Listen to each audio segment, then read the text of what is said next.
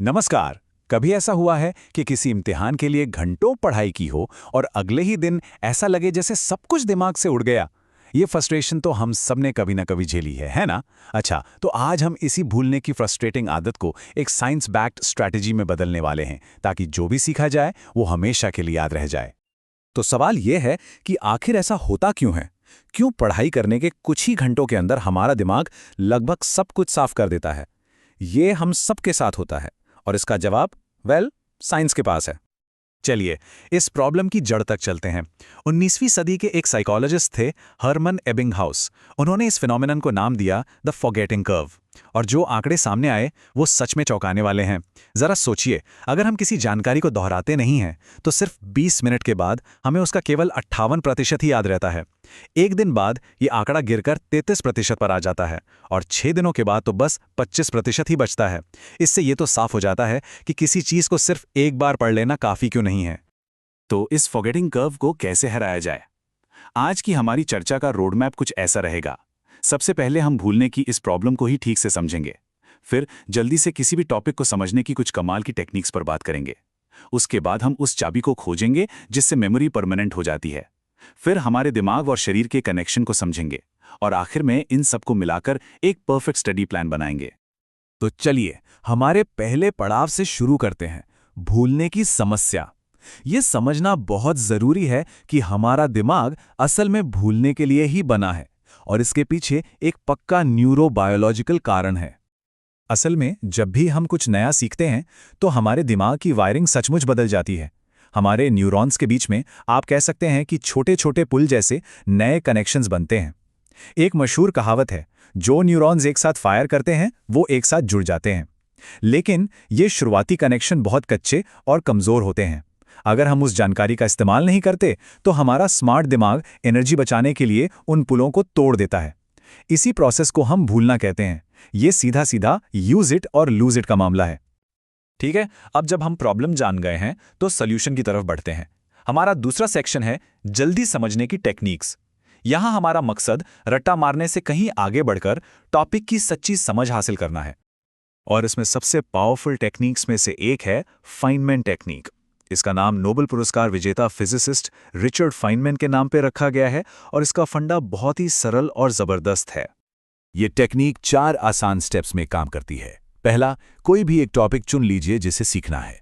दूसरा, आप कल्पना कीजिए कि आपको ये टॉपिक किसी 12 साल के बच्चे को समझाना है। इसका मतलब आपको बहुत ही सरल भाषा और उदाहरणों का इस्तेमाल करना होगा। जैसे फोटोसिंथेसिस को ऐसे समझाइए, पौधे एक फैक्ट्री की तरह हैं जो सूरज की रोशनी, पानी और हवा से अपना खाना बनाते हैं। तीसरा, जहां भी आप समझाने में अटके या भारी भरकम शब्दों का इस्तेमाल करने लगे, समझ जाइए कि वहीं आपकी समझ में कमी है। उस हिस्से को दोबारा पढ़िए। और चौथा, अपनी एक्सप्लेनेशन को तब तक सरल बनाते जाइए जब तक कि वो बिल्कुल साफ ना हो जाए।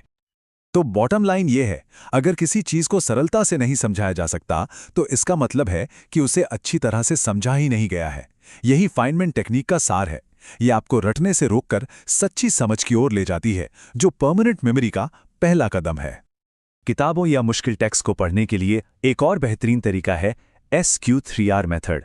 ये बोरिंग पढ़ाई को एक एक्टिव खोज में बदल देता है। पहला स्टेप, सर्वे, यानी पढ़ने से पहले चैप्टर की हेडिंग्स और सब हेडिंग्स पर एक नजर डालिए। दूसरा, क्वेश्चन, हर हेडिंग को एक सवाल में बदलिए। तीसरा, रीड, अब एक्टिव होकर उन सवालों के जवाब ढूंढते हुए पढ़िए। चौथा, रिसाइट, हर सेक्शन के बाद किताब बंद करके उसे अपने शब्दों में दोहराइए। और पांचवा, रिव्यू, आखिर में अपने नोट्स और सवालों को फिर से देखिए।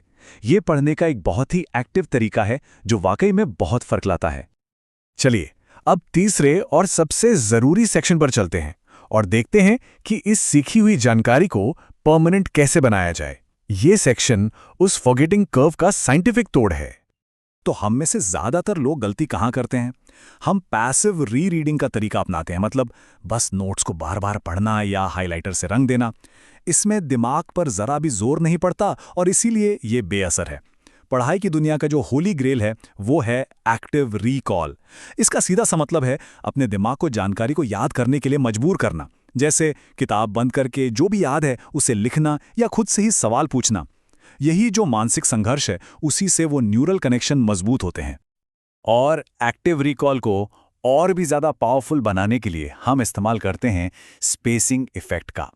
साइंस साफ साफ कहता है कि एक ही रात में 5 घंटे रट्टा मारने से कहीं ज्यादा बेहतर है 5 दिनों तक रोज 1 घंटा पढ़ना। हर बार जब कोई चीज भूलने लगती है और फिर उसे याद किया जाता है तो वो मेमोरी और भी गहरी और मजबूत हो जाती है। ये उस फॉरगेटिंग कर्व को बार बार रीसेट करने जैसा है और यही लंबे समय तक याद रखने की असली चाबी है। अच्छा, इस सिद्धांत को असलियत में लागू करने का एक बहुत ही प्रैक्टिकल तरीका है लाइटनर सिस्टम। इसका आइडिया बड़ा सिंपल है। जो चीज़ें याद नहीं हैं उन्हें ज़्यादा बार दोहराया जाए और जो याद हो गई हैं उन्हें कम बार। इसके लिए फ्लैश कार्ड्स का इस्तेमाल किया जाता है। शुरू में सारे कार्ड्स बॉक्स 1 में होते हैं जिन्हें रोज़ देखना है। जिस कार्ड का जवाब सही दिया वो अगले बॉक्स में चला जाएगा जिसे शायद हर 3 दिन में देखना है। अगर कोई कार्ड भूल गए तो वो वापस बॉक्स 1 में आ जाएगा। इस तरह से सारी एनर्जी सिर्फ उन चीज़ों पर लगती है जिनमें सुधार की ज़रूरत है। लेकिन रुकिए, कोई भी टेक्निक तब तक पूरी तरह से काम नहीं करेगी जब तक हमारी नींव यानी हमारा शरीर और दिमाग ही मजबूत ना हो। तो हमारा चौथा सेक्शन है ब्रेन और बॉडी का कनेक्शन। चलिए देखते हैं कि पीक लर्निंग परफॉर्मेंस के लिए अपनी बायोलॉजी को कैसे ऑप्टिमाइज करें। और यहाँ एक बहुत बहुत ज़रूरी बात है। रिसर्च बताती है कि अगर 6 घंटे से कम नींद ली जाए तो हमारे दिमाग की नई जानकारी सीखने की क्षमता 40% तक कम हो सकती है। जी हां, 40%। असल में नींद के दौरान ही हमारा दिमाग दिन भर सीखी बातों को शॉर्ट टर्म मेमोरी से लॉन्ग टर्म मेमोरी में ट्रांसफर करता है। इसलिए एग्जाम से ठीक पहले पूरी रात जागकर पढ़ना साइंटिफिकली सबसे खराब स्ट्रैटेजीज में से एक है। इसके साथ ही सही खाना पीना भी बहुत ज़रूरी है। ओमेगा 3 फैटी एसिड जो अखरोट और मछली में मिलते हैं वो हमारे न्यूरॉन्स के लिए बिल्डिंग ब्लॉक्स की तरह हैं। जामुन और हरी पत्तेदार सब्जियों में मौजूद एंटीऑक्सीडेंट्स दिमाग को स्ट्रेस से बचाते हैं। और हाँ, पानी पीना बिल्कुल ना भूलें क्योंकि थोड़ा सा भी डिहाइड्रेशन आपकी कंसंट्रेशन को बहुत गिरा सकता है। चलिए, अब हमारे पास सारे टूल्स हैं तो अब वक्त है इन सबको एक साथ लाने का। हमारा आखिरी सेक्शन है आपका आइडियल स्टडी प्लान, जहां हम इन सभी टेक्निक्स को एक डेली रूटीन में फिट करेंगे। ये एक आइडियल डेली स्टडी प्लान का उदाहरण है। सुबह जल्दी, जिसे आयुर्वेद में ब्रह्म मुहूर्त भी कहते हैं, जब दिमाग सबसे फ्रेश होता है तब फेनमैन टेक्निक का इस्तेमाल करके नए और मुश्किल कॉन्सेप्ट सीखें। फिर दिन के समय 50 मिनट पढ़ाई और 10 मिनट ब्रेक के नियम से मैथ्स या फिजिक्स जैसे प्रॉब्लम सॉल्विंग सब्जेक्ट्स करें। शाम को एक्टिव रिकॉल का समय है, बिना देखे नोट्स बनाना या माइंड मैप्स तैयार करना। और रात को सोने से पहले अपने लाइटनर सिस्टम से फ्लैश कार्ड्स को जल्दी से रिव्यू कर लें। आखिर में, सीखने का राज कोई जादू नहीं है, ये बस एक छोटा सा लेकिन बहुत पावरफुल बदलाव है। जानकारी को पैसिव तरीके से लेने के बजाय एक्टिव तरीके से उसके साथ जुड़ने का। बार बार पढ़ने के बजाय खुद से सवाल पूछना, हाईलाइट करने के बजाय बिना देखे लिखना। असली चाबी यही है। तो अब सवाल यह है कि आज इस चर्चा से कौन सी एक टेक्निक को आज से ही अपनाना शुरू किया जाए, चाहे वो फाइनमैन टेक्निक हो, एक्टिव रिकॉल हो या फिर स्पेस्ड रेपिटेशन। कोई एक चुनिए और एक छोटा सा कदम उठाइए, लेकिन शुरुआत आज ही कीजिए।